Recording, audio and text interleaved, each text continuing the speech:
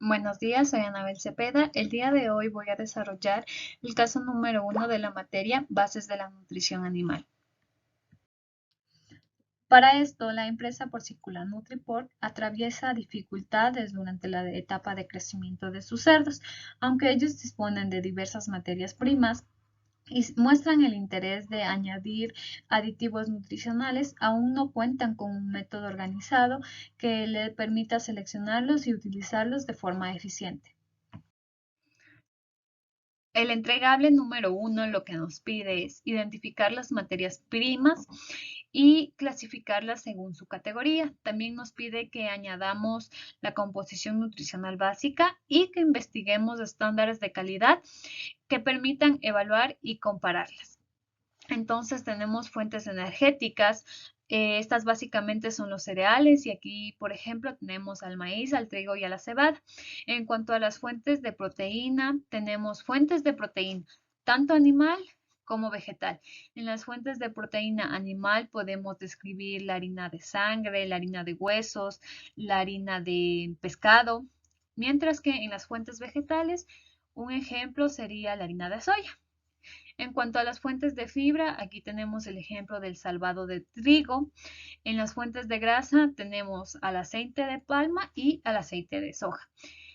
En cuanto a los minerales y vitaminas, lo esencial que debemos añadir en un pienso es calcio y fósforo. Y ahora en la actualidad lo que también se está utilizando es las premix, que son premezclas vitamínico-minerales. Aquí podemos observar cómo se ha desarrollado el trabajo. Tenemos un ejemplo por cada fuente que les describí anteriormente. El maíz tenemos como ejemplo de la fuente de energía debido a que alberga 2.670 kilocalorías sobre kilogramo de energía, es decir, es mayor si las comparamos con las otras materias primas. También vemos los estándares de calidad que deben cumplir esta materia prima. La humedad máxima permisible es del 15%, las impurezas deben ser menor al 12% y en cuanto a las aflatoxinas, estas deben ser menor a las 20 partes por billón. Lo que podemos observar es que en cuanto a las fuentes de grasa, aquí ya cambia su composición nutricional. Lo que nos interesa aquí es el ácido linolénico y la energía neta. Y en cuanto a las fuentes de minerales, también ya va cambiando tanto la composición nutricional como los estándares de calidad. En el entregable número 2, lo que nos pide es un conjunto de tablas de conversión de unidades nutricionales. Entonces, nosotros para comprar materias primas y para formular dietas, lo que necesitamos es saber tablas de conversión de unidades. Aquí, por ejemplo, voy a hablar de la energía. A veces nos viene una materia prima con información en kilocalorías, pero nosotros por A o B motivo necesitamos en megajoules. Lo que debemos hacer es multiplicar por 0.00 4184 y ya tenemos ese dato. También a veces en libros encontramos que las vitaminas nos vienen en unidades internacionales. ¿Y cómo podemos medir eso? No, lo que debemos es transformar a miligramos. Y ahí nos viene cada una de las equivalencias.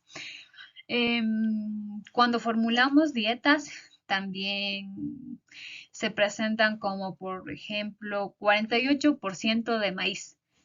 Es difícil agregar 48% de maíz.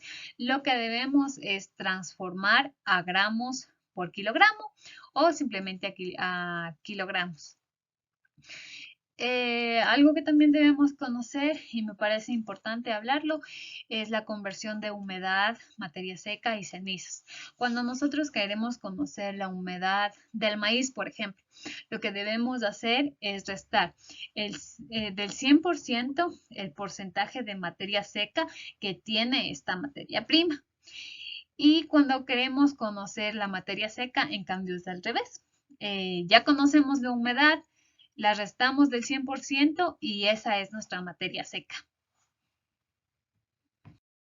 Finalmente vamos con el de entregable número 3. Aquí lo que nos pide es una guía detallada para la selección y dosificación de aditivos nutricionales para los cerdos. Bueno, para la selección de los aditivos se basa en 5 criterios fundamentales.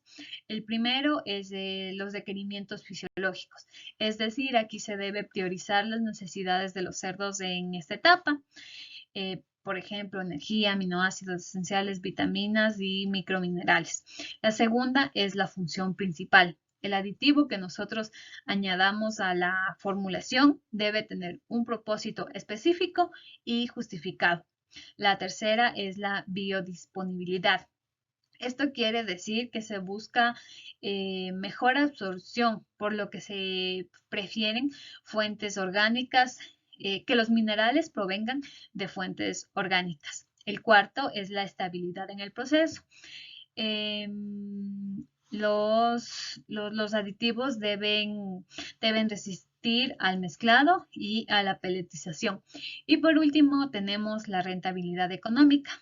Los aditivos deben generar beneficios cuantificables, como por ejemplo la ganancia de peso, la conversión alimenticia, entre otros. La guía de dosificación detalla de forma precisa la cantidad de micronutrientes y aminoácidos que se deben agregar por tonelada de alimento, con el fin de satisfacer los requerimientos de los cerdos en la etapa de crecimiento.